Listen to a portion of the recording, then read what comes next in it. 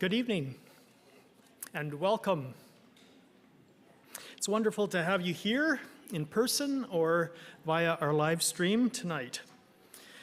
Welcome to the book launch of Dan Epp-Tiessen's biblical commentary, Joel, Obadiah, Micah. It is the 35th volume in the Believers Church Bible Commentary series. And tonight we celebrate Dan's significant contribution to this important Anabaptist collection. I would like to invite us to begin by acknowledging that here in Winnipeg, we live and work as treaty people in the homelands of the Anishinaabe, Cree, Dakota, Dene, Métis, and Oji-Cree nations. We gather in Treaty 1 territory and benefit daily from Treaty 3 water and Treaty 5 hydroelectricity. Folks on our live stream may be joining us from other sacred lands. We proudly acknowledge our role in the many relationships that make up our homes and commit to a spirit of reconciliation now and in the future. My name is Arlen. I am the director of Common Word, a national Anabaptist bookstore and library jointly operated by Canadian Mennonite University and Mennonite Church Canada, where it's possible to buy or borrow or access resources online, including the full Believers Church Bible Commentary set. It's Common Word's privilege to be hosting tonight's conversation, particularly because Dan is so closely connected with CMU as a semi-retired biblical professor. For those who are participating online, I invite you to send a short chat message with your name and general location. We'd like to know who is joining us. This conversation is being recorded and will be kept online at Common Word for future viewers. After the presentation by Dan, there will be a time for questions and answers. Online viewers can submit comment by chat, and I will monitor those. After the formal part of our evening, the book will be, of course, available to purchase in person here at Common Word or online at commonword.ca. And I've included a link in the chat. We're in for a good conversation. Dan introduces these Old Testament prophetic writings as survival literature. All three books addressing the community that survived the crushing Babylonian destruction of Judah in the 6th century BCE. The writings, Dan describes, give voice to Judah's disorientation, trauma, and rage, and more hopefully offer grace and healing in our own time. We're sorry that Gordon Matthews is unable to be with us as a guest presenter as initially hoped, so Dan will give his presentation solo. We look forward to your reflections on this commentary, Dan. Welcome.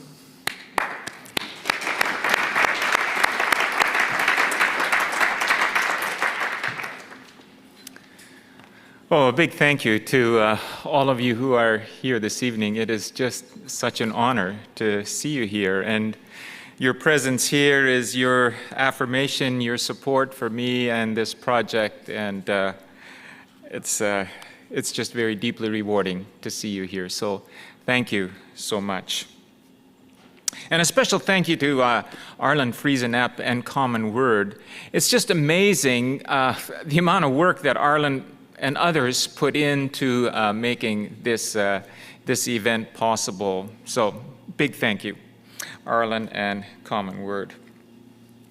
I want to begin by sharing my absolute favorite part of this commentary, and that's the dedication to Esther, who shows me daily what it means to do justice, to love kindness, and to walk humbly with your God. And those of you who know Esther, you know how accurate that dedication is in terms of reflecting her life and faith. So Esther, thank you for your unwavering support, even when this project took way too much of my time and energy, and both of us really wanted to be doing something else. And since we both love flowers, I bought some flowers to celebrate, so thank you. Micah 6:8, what does the Lord require of you but to do justice, to love kindness, and to walk humbly with your God? The Bible's guidelines for how to live faithfully can be long and complex. Just read the book of Leviticus or Deuteronomy. And one of the reasons for that is that life is complex. But sometimes the Bible gives us these short summaries as a way to help us keep from getting lost in the details of God's guidelines and also to keep our priorities straight. And Micah 6:8 is one of those brief summaries. The Martyr's Mirror preserves a wonderful story involving this passage. 1567. Dutch Anabaptist by the name of Hans Siemens is languishing in a prison in Antwerp, awaiting his execution. And he writes a farewell letter, and it's just a moving letter to his beloved wife Tanakin and their 4 children. And in that letter, he encourages his family to remain strong in the faith and to embrace the vision of faith found in Micah 6:8. What does the Lord require of you but to do justice, to love kindness, and to walk humbly with your God? May God grant all of us that kind of faith and commitment. As Arlen mentioned, Gordon Maddies was originally going to be on the program. He is the chair of the editorial council that oversees the production of this whole series, and he happened to be the editor for my volume. And so he read through the manuscripts a lot more times than he wanted to, I think. He just gave a lot of really, really helpful feedback, and the book is much, much better for it. So it was just a natural, since he knew the manuscript so well, to ask him to make some comments, and he happily agreed to do that. But in the intervening time, it became clear that Gordon and Laurie need to be in Hamilton. Their son Jesse and his wife Raina recently had a baby, which is of course cause for great joy. But Jesse has a severe case of cancer, non-Hodgkin's lymphoma. He needs some really heavy-duty chemotherapy, and for a whole series of weeks, he needs to be driven to the hospital every day. So Gordon and Laurie are in Hamilton supporting families. So our thoughts and prayers go out to them. Okay, in terms of content to share with you this evening from the commentary, I want to do 2 things. I want to share with you what I found most troubling about these 3 prophetic books, and I want to share with you one of the highlights. What was one of the highlights for me, and offer some reflections about both. And I want to start with what I found most challenging. In all 3 of these books, there are passages that portray with great delight God's destruction and even annihilation of Israel's enemies. Now, I understand why, given the nasty political and military realities of the ancient Near East, and given that Israel was for centuries conquered by one brutal empire after the other. So I understand why Joel and Obadiah and Micah would all envision that the deliverance of God's people will require the defeat and even annihilation of their human enemies. But how do I, as a Christian in the Anabaptist Mennonite faith tradition, what do I do with that? And here's where I was really grateful to be writing for the Believers Church Bible Commentary, because part of our mandate as authors is to reflect on our biblical book or books from an explicitly Anabaptist faith perspective. And that mandate gave me the courage and determination to honestly grapple with the kind of problematic violence that a number of texts in Joel and Obadiah and Micah portray and even promote. So, as a way to focus the issue, I want to pick on Obadiah tonight, okay? Shortest book in the Old Testament, 1 chapter, also probably the most neglected, and that's not entirely a bad thing. Obadiah's one chapter is one long diatribe against the Edomites. The Edomites were a people who lived in the arid region just south of Israelite territory, south of the Dead Sea. And the message of Obadiah is very straightforward. God will bring horrible destruction upon Edom. That annihilation will be carried out by a series of enemies raised up by God, including the Israelites. Israel will consume Edom like fire consumes stubble, and then Israel will dispossess Edom and take over its territory. That's a picture of genocide and ethnic cleansing. It's a picture of colonial conquest by Israel and dispossession of an indigenous people that has lived on its land for centuries and centuries. And I hope you see why this imagery troubles me. Obadiah declares that God's annihilation of the Edomites is justified because the Edomites participated in the destruction and looting of Jerusalem. That's the disaster that Arlen talked about in his comments. In 586, the Babylonians destroyed Judah and Jerusalem, and it caused massive physical, psychological, and spiritual trauma. And Obadiah seeks to inflame the reader's outrage at Edom for participating in this destruction. Probably Edomite raiders, looters, slave traders took advantage of Judah's weakness to raid, to loot, to kidnap people and sell them into slavery.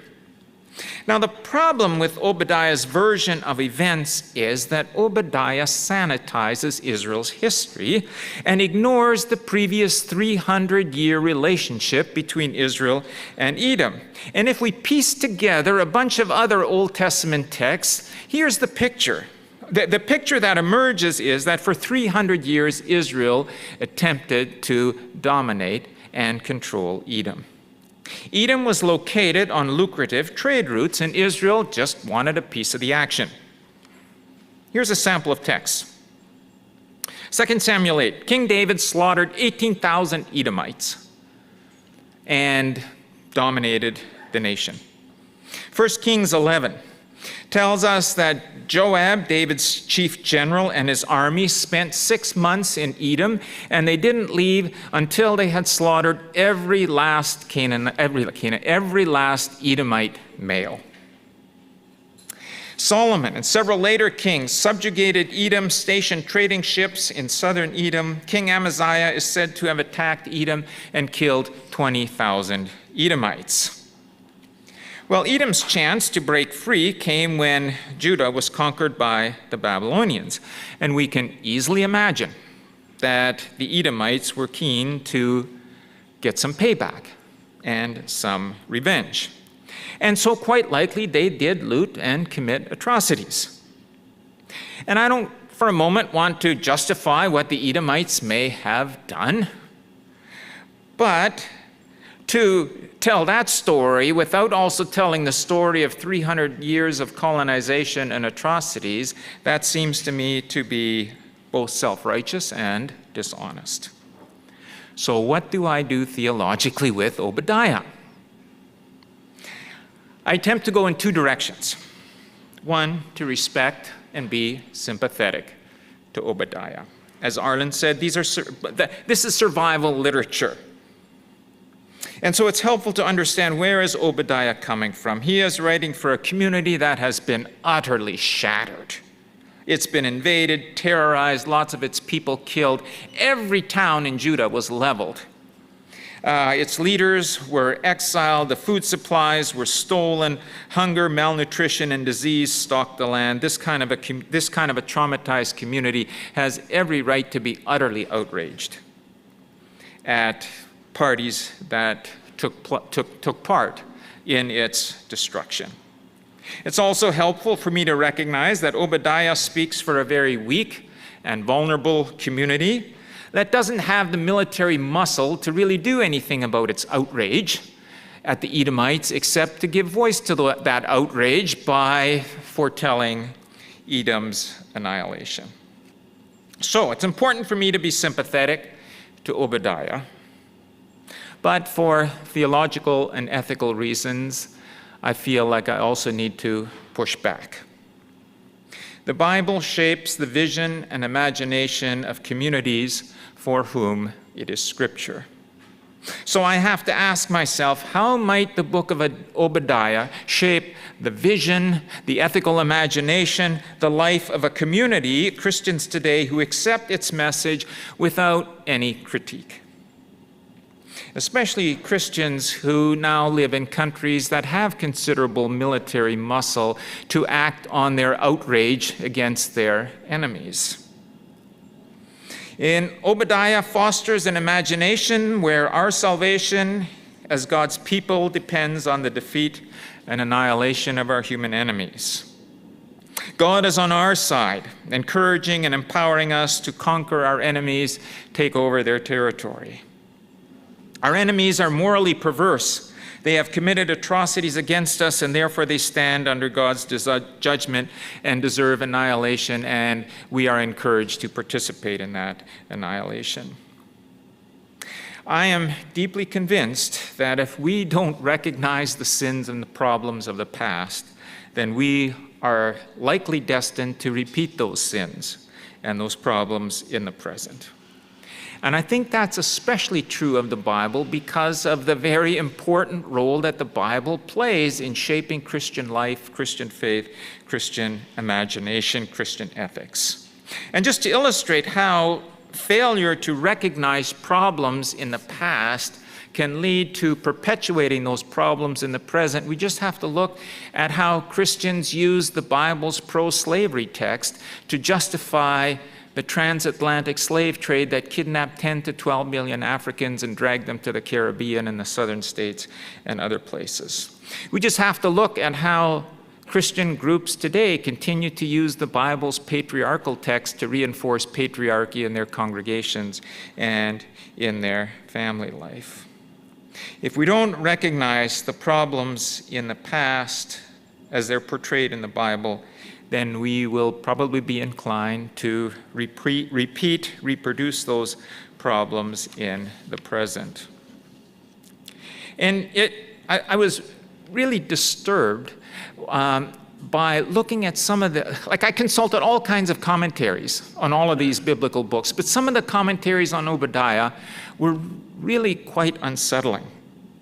A lot of commentators never noticed the theological and ethical problems. Some praise the book and speak of it in glowing terms about Obadiah's commitment to justice and righteousness. Edom has committed horrible atrocities against weak and vulnerable Israel, and Obadiah's God stands with the oppressed and the underdog. And God's destruction of Edom is a beautiful example of God's justice in action. What kind of Christian vision and imagination is perpetuated, is created by that kind of analysis?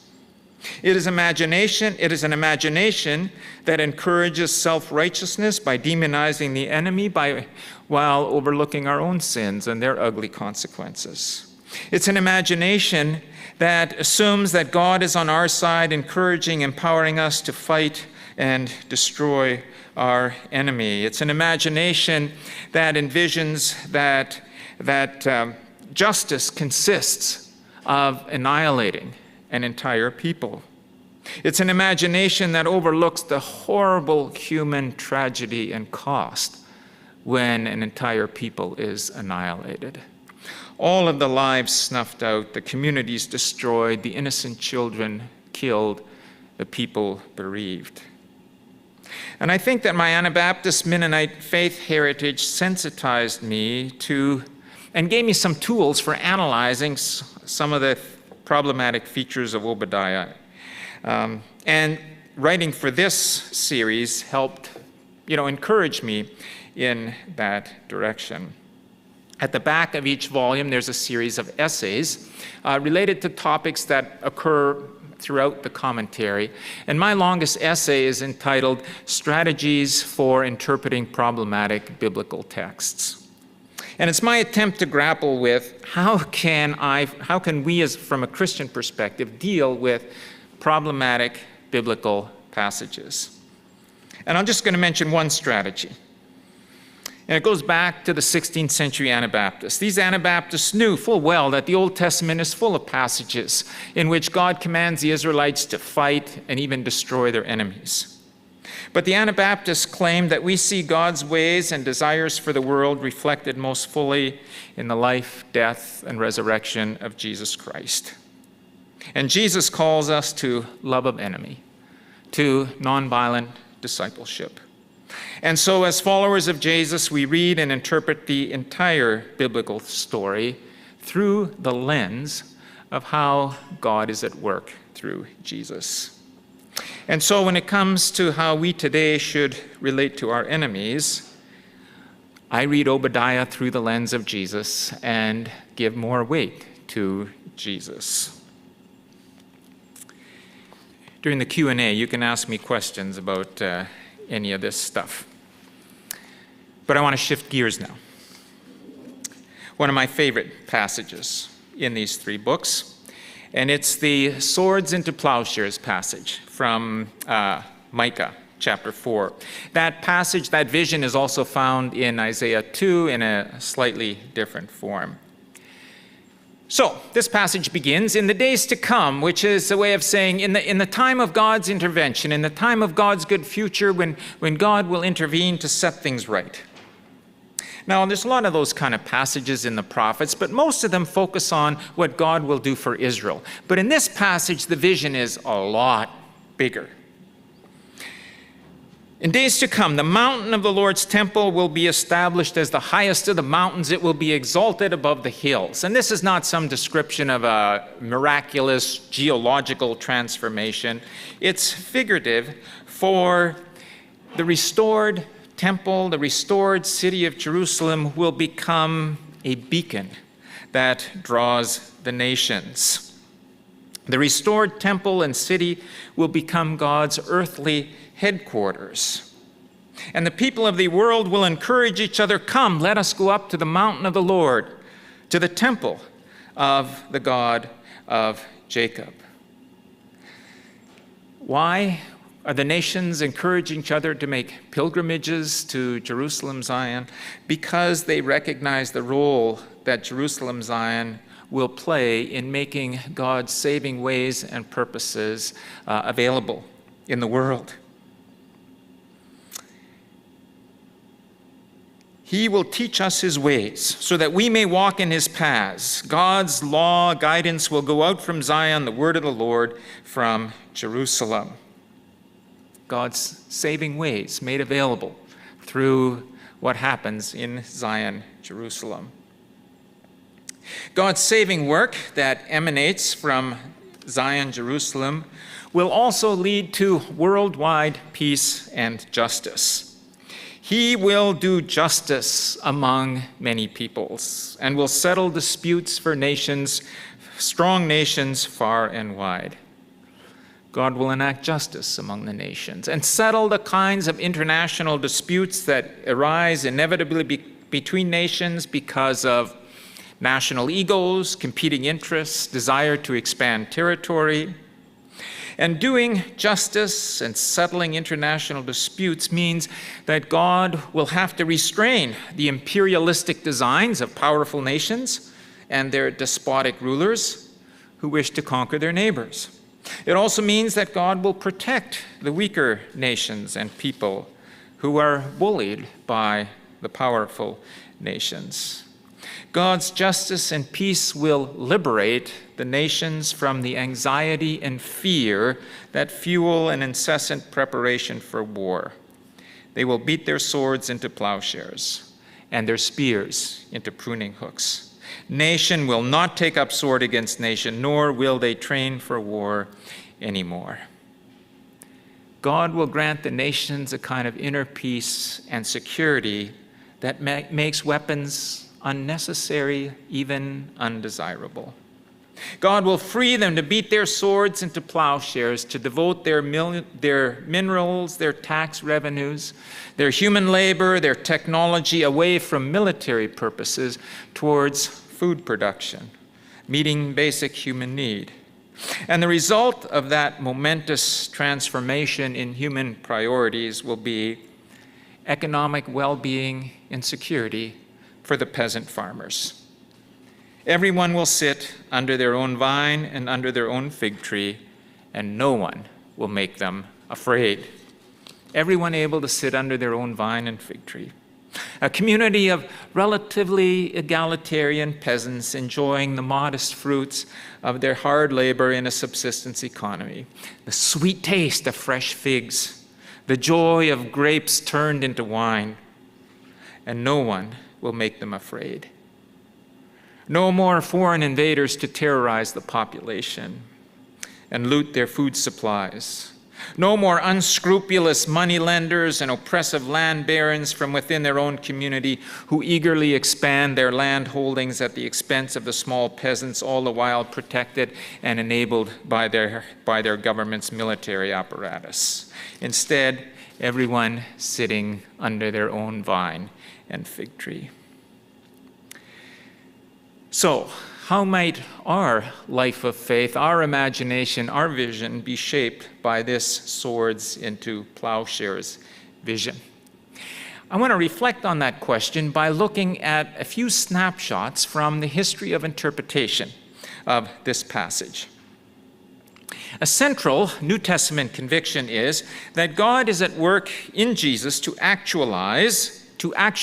fulfill Old Testament hopes. Now, and to fulfill all of the Old Testament's promises of deliverance. According to Gerhard Lofink, a German New Testament scholar, he looks at the writings of church leaders in the 2nd and 3rd centuries, and he says the swords into plowshares passage shows up over and over again. These leaders were convinced that in days to come, the future time of salvation that Micah talks about, that time of salvation is now already. It has broken into human history through the ministry of Jesus. And so the church interpreted the swords into plowshares passage Christologically. Jesus was the exalted mountain, the magnetic beacon through whom God was offering salvation and blessing to the peoples of the world. The church's evangelism brought the nations, drew the nations to God's mountain. Jesus' Sermon on the Mount was God's teaching that went forth to the nations. The word of God going forth from Jerusalem, that was the gospel, the good news of Jesus. And the peace that God promised to make available through Zion was now, at least in some measure, emanating from the church. And these church leaders, they saw the church as an alternative community that cherished the way of peace and nonviolence. And they saw their commitment to nonviolence and the way that they would admonish their young people not to join the Roman military. They saw that as fulfilling the vision of beating swords into plowshares. So in the first centuries, the church sought in significant ways to live by God's dream for the world as it's expressed in Micah 4. That way of interpreting Micah's vision changed drastically after the 4th century when Emperor Constantine converted to the Christian faith and made Christianity the official religion of the Roman Empire. The theologian by the name of Eusebius, who was a total supporter of Constantine, he argued that the sovereignty of God, which is so central in the biblical story, the sovereignty of God is now exercised through the Roman Empire. The peace that Micah talks about now is the peace of the Roman Empire. And because of the peace of the Roman empires, the nations of the world don't have to fight each other anymore, so they can beat their swords into plowshares. So, in other words, the peace and nonviolence that Micah envisions does not come through nonviolence and renunciation of militarism. It comes through imperial rule. A rather stunning argument, I'd say, given the reputation of the Roman legions for conquest, for slaughter, for selling subject peoples into slavery. So the impact of Eusebius's argument is to absolve the church of having to live out the swords into plowshares vision, because that's now the role of the empire. Another theologian, Augustine. He was realistic enough to know the Roman Empire is not peaceful by any stretch of the imagination. But Augustine also resisted the views of the earlier church leaders who believed that the peace foretold by Micah was embodied in the church. He believed that this peace, it's so far beyond our human capacities to actualize, that it's God's vision for not this life, but the life to come, the world to come. The result is essentially the same as the result of Eusebius's argument. It absolves the church of obligation to live out and enact this vision in the here and now, because it's just something that God will grant in the life to come. So Eusebius, Augustine take different routes, but the outcome is the same. Now, obviously, the situation is much, much more complex than what I've sketched out here. But what happens is that the swords into plowshares passage gets pushed to the side. And it doesn't seem to exercise a significant role in the vision and ethical imagination of the establishment church for many, many centuries. So Augustine raises the important question for us. Micah's vision of swords into plowshares, peaceful, non-militarized world, is that God's dream only for a humanly unreachable future? Or does God wish the light of this good future to shine its light into our world and into our lives now already, shaping and energizing Christian imagination and life? Were those early church leaders correct when they asserted that God's end-time salvation had already broken into human life, and that summoning the church to actualize God's dream for the world through its life and ministry? Skip ahead, 16th century Anabaptists. I was stunned to find how often the swords into plowshares vision shows up in 16th century Anabaptist writings. And the Anabaptists have a very sophisticated understanding of this passage. On one hand, the peace that this passage speaks of, it's God's gift to the church through the work of Jesus Christ. It's God's gift to the church, and it always remains the calling of the church. So the Anabaptists drew a direct link between the nonviolent Christian way of life and the swords into plowshares vision. And I'm just going to give two examples. There's lots I could give, but just two. So Menno Simons, he describes the nonviolent ministry of Jesus, from which he concludes, "For his kingdom is the kingdom of peace. It knows no strife. Even as it is written in the prophets that in the kingdom of Christ and in his church, they beat their swords into plowshares. And no more do they raise their hands toward war." We're graced by the presence of several Hutterite folks, and so I have to read a statement. I have to read this. Peter Riedemann, one of the early Hutterite leaders, he employs a similar logic. He asserts that Christ is the Prince of Peace who has established the church as his kingdom. Therefore, all human warfare in the kingdom has come to an end, as was promised by Micah and Isaiah when they prophesied that the word and law of God going out from Zion, and about nations beating their swords into plowshares. Again, the peace that Micah talks about it's God's gift to the church. It remains God's calling to the church. One more example. Hendrik Elwens. He's in prison, awaiting his execution, so he writes a letter to his family. It's a long confession of faith, obviously. It's supposed to be shared with the church. And he encourages believers to lay down their weapons and embrace nonviolent discipleship, partly based on his claim that the vision of Micah 4 is being actualized now. Quote, "For understand the prophecy is fulfilled which said with reference to this time that such people have beaten their swords into plowshares and their spears into sickles." The prophecy is being actualized now. The gift of peace is already made available, and it also remains our calling. More than 25 years ago, I heard Stanley Green preach a sermon called God's Dream for the World. And it was based on Micah 4 and some other passage in Green's argument was that because these passages express God's dream for the world, this dream should shape the lives of Christ followers today. Our calling is to be a sign of God's future in the present, a sign of God's future in the present. And Green referenced Martin Luther King's famous "I have a dream" speech.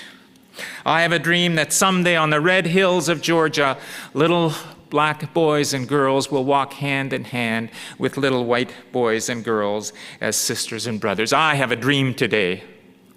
Martin Luther King shared his "I have a dream" speech as a way to invite people to live into that dream of a racially integrated America, to be shaped by that dream and to actualize it. And I think those 16th century Anabaptist leaders, those church leaders of the 2nd and 3rd centuries, I think they were correct when they embraced Micah's words from the swords into plowshares vision. It's God's dream for the world that's already partially actualized, or can be partially actualized among us. It's God's gift, and it always remains our calling. It remains a vision that God invites us to embrace and live into. Thanks. So Arlen is going to moderate the Q&A.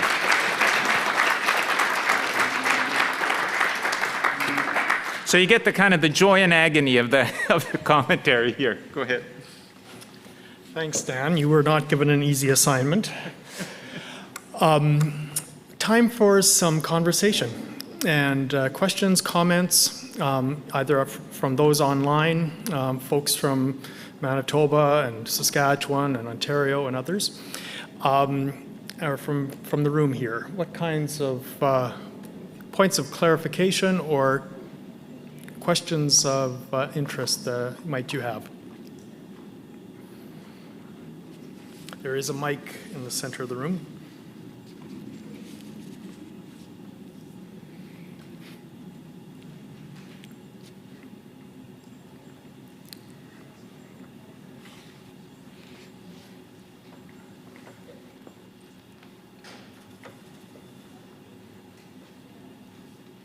Of course, economics. You talked about an egalitarian subsistence agricultural economy. Relatively egalitarian. Right. Yeah. But, you don't live a subsistence agricultural life. I don't live that, right? And so how do we translate that agricultural understanding into a commercial industrial economy? Like how can we translate that, right? Like, I'm not going to farm my little piece of land. I'd be dead anyways because I haven't met a plant I couldn't kill. So, but how does that translate? And that's one of the things I've struggled with. Like, I've looked at the biblical understanding of land, the biblical understanding of labor, but translating that into today's economy, I find it difficult. Right. Well, the direction I go with that I find helpful is Micah's vision is obviously specific to the economy of his time. And for the economy in his time, what was the ideal was a relatively egalitarian peasant society that didn't get invaded and looted and that wasn't oppressed by their own landlords. There's 3 chapters in the book of Micah about exactly that. What would it look like today? What are the steps that we might take today that nudge our society towards greater egalitarianism, towards fewer people spending winter nights in bus shelters in Winnipeg, towards ensuring that in our society everybody gets a decent job that can sustain them, to make sure that we have a decent living wage, a decent minimum wage. So all of the, I think, we can have all kinds of imagination about steps that can nudge us towards a more egalitarian kind of society where people live with their basic necessities met and they live with peace and security. Mm-hmm.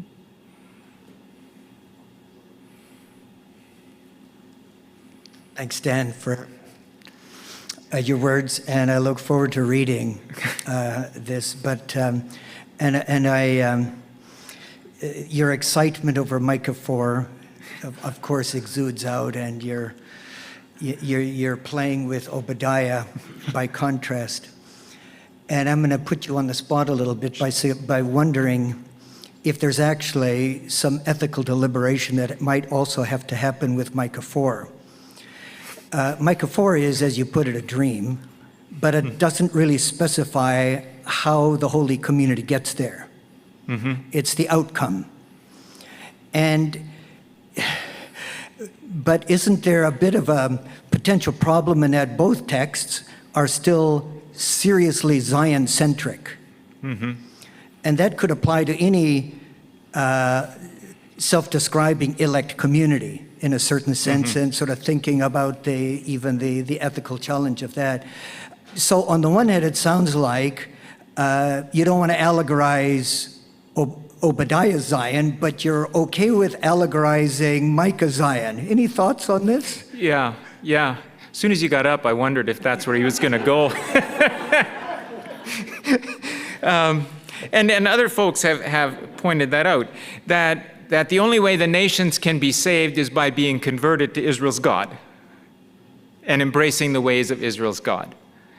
And obviously, that can get us into some pretty serious ethical problems, as you're pointing to. On the other hand, I would want to say that we should be able to say that there are ways of life that are more life-giving than other ways of life. There are some ways of life that are a lot more life-giving than other ways of life, right? The militaristic way of life is destructive. The capitalist consumer way of life that burns way too many fossil fuels and is polluting our planet beyond almost the point of no return, that's a destructive way of life.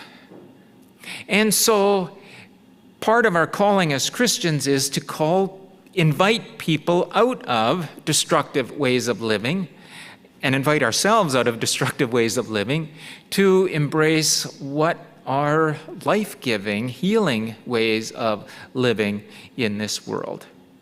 And so that's how I would read. And swords into plowshares, for me, that's a life-giving image that we then have to figure out, what does that look like? Just one example of something that has inspired Shane Claiborne. Some of you will know that name.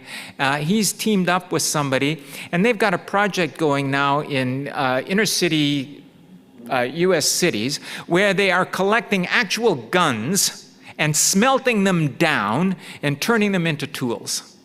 Swords into plowshares. That's their vision, right? So, we need to take 1,000 steps like that and more. Yeah. Thanks for the good question. I am God's neighbor. Yeah. Is your question going to be as hard, John? Harder. Oh, yeah. It gets harder. Thanks, Dan. Thanks so much. One of my favorite parts of your presentation was the flowers, in fact. Really, and I mean that quite seriously. I was almost thinking, sitting here and thinking, how nice it would be if we actually showed up to events and brought flowers with us, right? Not to receive them, but to give them. It was just beautiful. So really, thank you. So I celebrate you, your relationship, and your book. My question is this. So both in the promotion of the book, the poster, and in your own words, you referred to one particular word that sometimes doesn't sit well with me, which is fulfillment, right? Is? Fulfillment. Fulfillment, okay. So Jesus as fulfillment, right? Now, I love Jesus, which kind of goes without saying. So I wonder if in your reading of this material, right, if there is something in a certain kind of intertextual reading which you are offering, right, as you're referring to Micah, for instance, is there something in this kind of intertextual reading of the Old Testament material that would maybe give rise to similar conclusions without calling it fulfillment in Jesus? Or is that fulfillment in Jesus important to you because of your explicitly Anabaptist leanings, right? So another way of phrasing the question maybe is, would your explicitly Anabaptist leanings allow you to do an intertextual reading of these books within the Old Testament corpus while still making similar claims, right? Maybe that's the question. Okay, thanks, John. Yeah, I teach mostly Old Testament, and I've spent a big part of my teaching career trying to teach students not to find Jesus in every Old Testament text. Okay, so I'm with you on that. And a text like Micah 4 is rich and life-giving and inspiring without bringing Jesus into it. But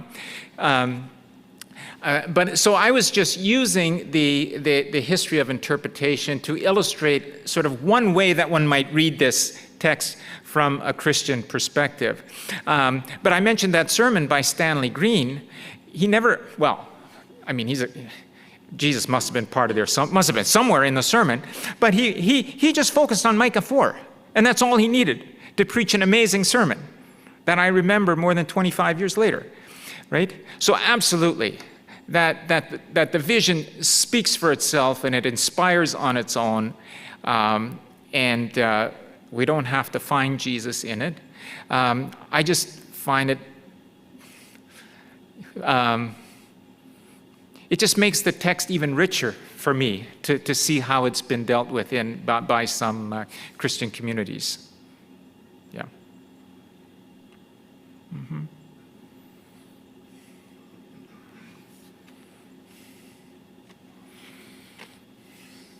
Anyone else? I would have to have a question. Oh. We're talking about Jesus and these prophetic books. How much does Jesus draw on these three books in his quotations and preaching and so on? Is there some kind of a count that you discerned, or did he just ignore these? I would say, well, let me rephrase that a little bit. In terms of how does the testimony about Jesus in the New Testament use these books? Okay, and I'll get to that in just a minute. But okay, Micah 6:8. What does the Lord require of you? To do justice, to love kindness, to walk humbly with your God. When Jesus is asked what's the greatest commandment, he's being asked for what's a summary of the faith. And he can't leave it at one commandment, so he quotes two Old Testament texts. You shall love the Lord your God with all your heart and mind and strength.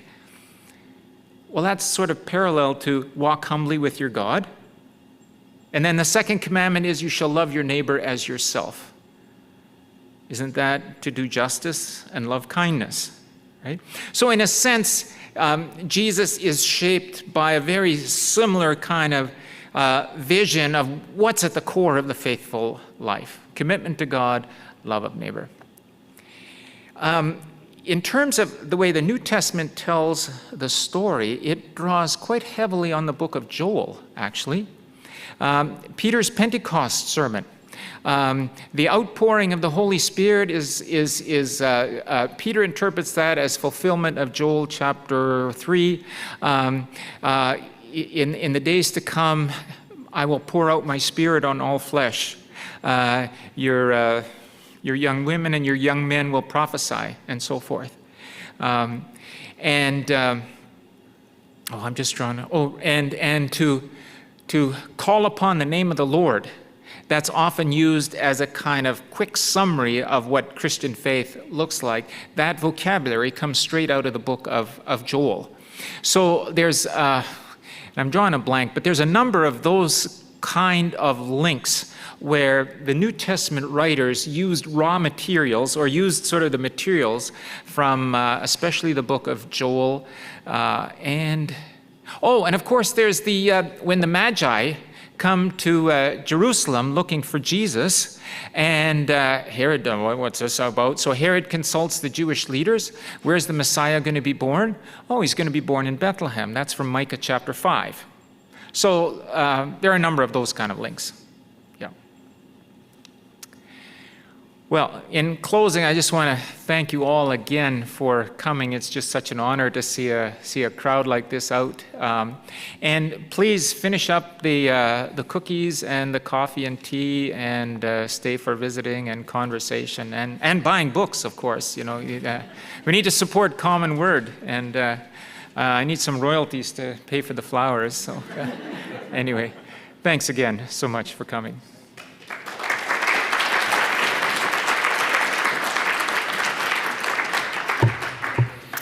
Thanks, Dan. The prophetic themes of justice and hope are critically important for the church and for people of faith. Thank you for articulating that biblical vision, providing words of grace and healing into our own disorientation and exile and challenges of our own time. We will find those places while we read this book. May these writings become a window for us into God's greater purposes of peace and justice. I wish you all safety and good health and a good night. Thank you so much for coming and for participating. Have a good evening.